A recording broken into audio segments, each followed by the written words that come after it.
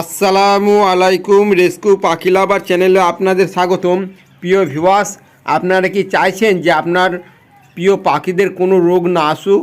আপনি কি চাইছেন আপনার পাখিরা খুব ভালোভাবে ডিম বাচ্চা করুক? আপনি কি চাইছেন যে আপনার পাখি সারা বছরের জন্য সুস্থ সবল থাকুক ও আপনার মেডিসিন খরচা কম হোক? তাহলে আমার এই ভিডিওটা প্রথম থেকে শেষ পর্যন্ত দেখতে থাকবেন। আপনারা এই ভিডিওটা যদি দেখেন, আপনারা মেডিসিন খুব একটা খাওয়াতে হবে না ও সারা বছর আপনারা পাখিকে সুস্থ সবল রাখতে পারবেন। কেননা আমি যেভাবে খুব অল্প ওষুধ খাইয়ে আমার পাখিগুলোকে নিয়ন্ত্রণে রেখেছি, আমার পাখিগুলোর কোনো রোগ আসতে দিইনি। প্রিয় ভিউয়ার্স, এগুলো হচ্ছে আমার বেঙ্গলি ফিঞ্চের বাচ্চা, প্রথম ক্লাসের বাচ্চা 7টা এক খোপে উঠেছিল, এই 7টাই বেঁচে আছে। প্রিয় ভিউয়ার্স, কীভাবে এই 7টা বাচ্চাকে এই বেঙ্গলি ফিঞ্চ খাইয়ে বড় করলো, কোন কায়দায় এই পাখিগুলো একই খাঁচায় 7টা পাখির বাচ্চা দিল, আপনাদেরকে সেটাই আমি শেয়ার করব। প্রিয় ভিউয়ার্স, অনেক ভিডিও অনেক কিছু আপনারা শুনেছেন, দেখেছেন। আজকে আমি যেটা বলবো আপনারা কোনো দিন শুনেননি বা এই সিক্রেট ব্যাপারটাই আপনাদের কেউ বলবে না। প্রিয় ভিউয়ার্স, আপনারা অনেকেই শুনেছেন যে অ্যাপেল সিডার ভিনেগার যদি আপনারা নিয়মিত পাখিকে খাওয়ান তাহলে আপনার পাখির কোনো রোগ আসবে না। প্রিয় ভিউয়ার্স, একটা অ্যাপেল সিডার ভালো কোম্পানির ভিনেগার নিতে গেলে অন্তপক্ষে 400-500 টাকা নেবে।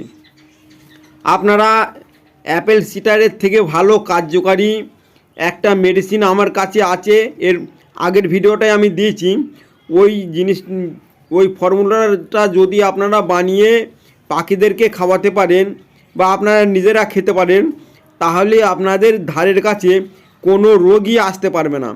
এক কথায় কোনো রোগ না, রোগ আসার আগেই রোগ শেষ হয়ে যাবে।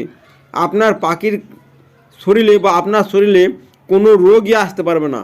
হাই প্রেশার বলো, ব্লাড সুগার বলো, পাতলা পায়খানা বলো, সর্দি বলো, ঠান্ডা বলো বা যে কোনো পরজীবী বলো, কোনো রোগই আপনার ও আপনার পাখিদেরকে আসতে পারবে না। প্রিয় ভিউয়ার্স, আপনারা যারা আমার আগের ভিডিওটা দেখেননি তারা অবশ্যই আমার আগের ভিডিওটা দেখে নেবেন যে কোন ফর্মুলায় বানিয়ে কোন ওষুধটা আপনারা ঘরে বানিয়ে পাখিদেরকে খাইয়ে পাখিদেরকে সুস্থ সবল রাখতে পারবেন, এমনকি আপনারাও সারা জীবন সুস্থ সবল থাকতে পারবেন। প্রিয় ভিউয়ার্স, আমি আমি একজন কবিরাজ, আমি নিজে জিনিসটা খাই ও আপনাদের সঙ্গে শেয়ার করছি। প্রিয় ভিউয়ার্স, এমন জিনিসটা আমি বানিয়েছি যার মধ্যে জিঙ্ক রয়েছে, তারপরে vitamin A, vitamin C, calcium, সমস্ত কিছু ওই ওষুধটার মধ্যে পাওয়া যাবে। এমনকি অনেক মাইক্রোনিউট্রিয়েন্টসও ওই ওষুধটার মধ্যে পাওয়া যাবে। এমনকি